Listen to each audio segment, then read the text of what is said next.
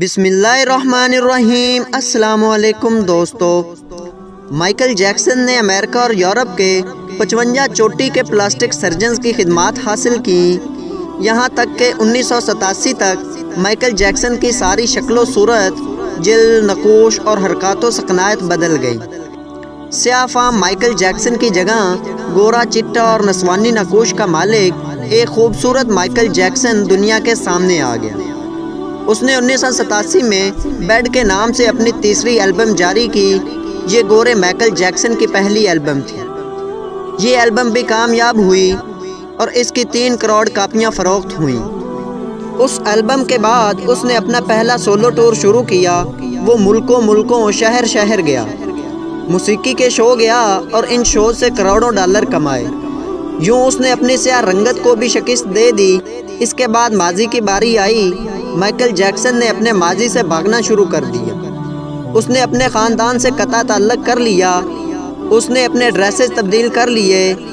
اس نے کرائے پر گورے ماں باپ بھی حاصل کر لیے اور اس نے اپنے تمام پرانے دوستوں سے بھی جان چھڑا لی۔ ان تمام اقدامات کے دوران جہاں وہ اکیلا ہوتا چلا گیا، وہاں وہ مصنوعی زندگی کے گرداب میں بھی پھنس گیا۔ اس نے خود کو مشہور کرنے کے لیے ایلوس پریسلے کی بیٹی لیزا پریسلے سے شادی بھی کر لی۔ اس نے یورپ میں اپنے بڑے بڑے مجسمے بھی لگوا دیے اور اس نے مصنوعی طریقہ تولید کے ذریعے ایک نرس ڈیبی رو سے اپنا پہلا بیٹا پرنس مائیکل بھی پیدا کرا لیا۔ ڈیبی رو کے بطن سے اس کی بیٹی پیرس مائیکل بھی پیدا ہوئی۔ اس کی یہ کوشش بھی کامیاب ہو گئی۔ اس نے بڑی حد تک اپنے ماضی سے بھی جان چھڑا لی، لہذا اب اس کی آخری نفرت یا خواہش کی باری تھی۔ وہ 150 سال تک زندہ رہنا چاہتا تھا۔ مائیکل جیکسن طویل عمر پانے کے لیے دلچسپ حرکتیں کرتا تھا۔ مثلاً وہ رات کو آکسیجن ٹینٹ میں سوتا تھا۔ وہ جراثیم، وائرس اور بیماریوں کے اثرات سے بچنے کے لیے دستانے پہن کر لوگوں سے ہاتھ ملاتا تھا۔ وہ لوگوں میں جانے سے پہلے منہ پر ماسک چڑھا لیتا تھا۔ وہ مخصوص خوراک کھاتا تھا۔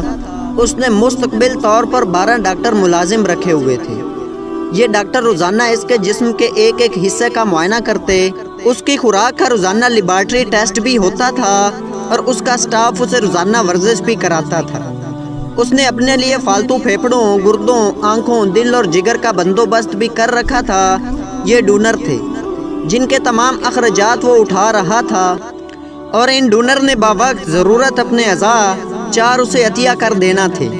چنانچہ اسے یقین تھا وہ 150 سال تک زندہ رہے گا، لیکن پھر 25 جون کی رات آئی۔ اسے سانس لینے میں دشواری پیش آئی۔ اس کے ڈاکٹرز نے ملک بھر کے سینئر ڈاکٹرز کو اس کی رہائش گاہ پر جمع کر لیا۔ یہ ڈاکٹرز اسے موت سے بچانے کے لیے کوشش کرتے رہے لیکن ناکام ہوئے، تو اسے ہسپتال لے گئے۔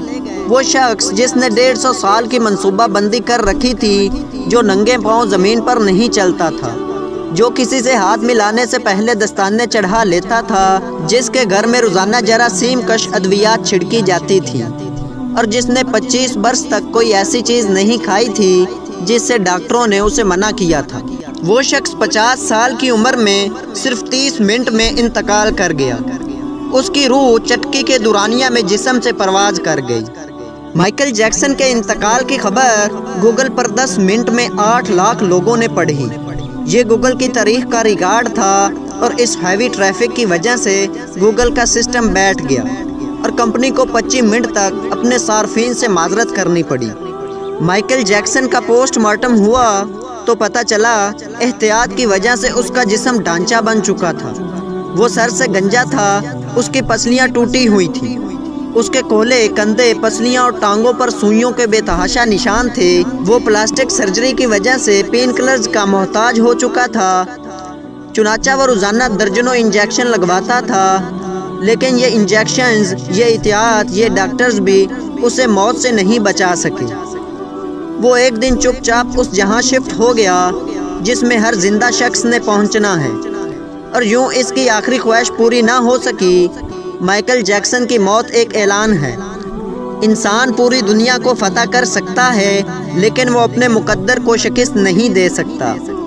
وہ موت اور اس موت کو لکھنے والے کا مقابلہ نہیں کر سکتا، چنانچہ کوئی راک سٹار ہو یا کوئی فرعون، وہ 2 ٹن کی مٹی کے بوجھ سے نہیں بچ سکتا، وہ قبر کو شکست نہیں دے سکتا۔ لہٰذا حیرت ہے ہم مائیکل جیکسن کے انجام کے بعد بھی خود کو فولاد کا انسان سمجھ رہے ہیں۔ ہمارا خیال ہے ہم موت کو دھوکہ دے دیں گے، ہم 150 سال تک ضرور زندہ رہیں۔